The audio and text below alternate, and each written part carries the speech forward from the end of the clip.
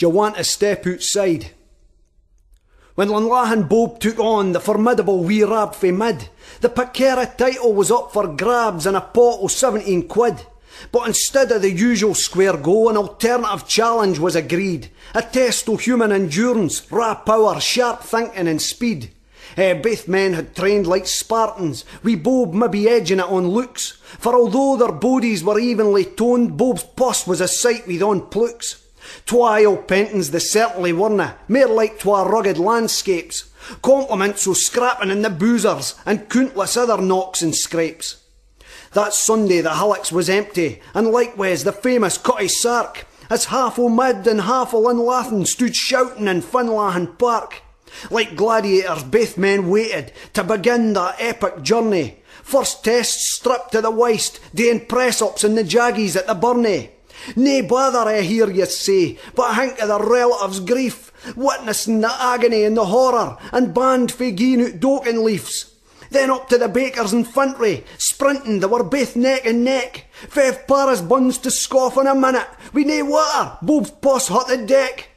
Rab's supporters turned up the volume, the midman was pulling out in front. Through mouthfuls o' cake, Bob shouted, "Come back, ye cheating wee cunt!" Continuing on with the battle royale, their hardest task yet lay ahead. A pint in every pub on the Hultoon, to date it had never been tread. Well, no wearing gang jumpers anyway, and that's exactly what they did. They managed as far as the Bowbrig bar. What the hell were they trying to kid? Half-past Bob shouted in the lounge that the Hulla boys ruled Dundee. His pus was wrapped several times by some Huns wha didna quite agree. Well, a hell let loose in the street as supporters got ladled in. The mid, the Huns and the Hulla, and one boy for the Kinghorn Skins. Next discipline had to be cancelled though, for Rab was huckled in the jail. Fortunately somebody kent the sergeant, and the bold boy was let out on bail. Wi' nae rest for the wabbit, they both hammered on through the night. Mind Bob had a nearies on the conchy when he slept in a Doberman's shite. Rab, he come a cropper on the la, while lugging a docky to the top. He followed through halfway up, after trying to force out a wee fart. Next morning some supporters plunked work, another folk missed their berry bus. Some punters were clearly half blutered, while other folk just acted the puss.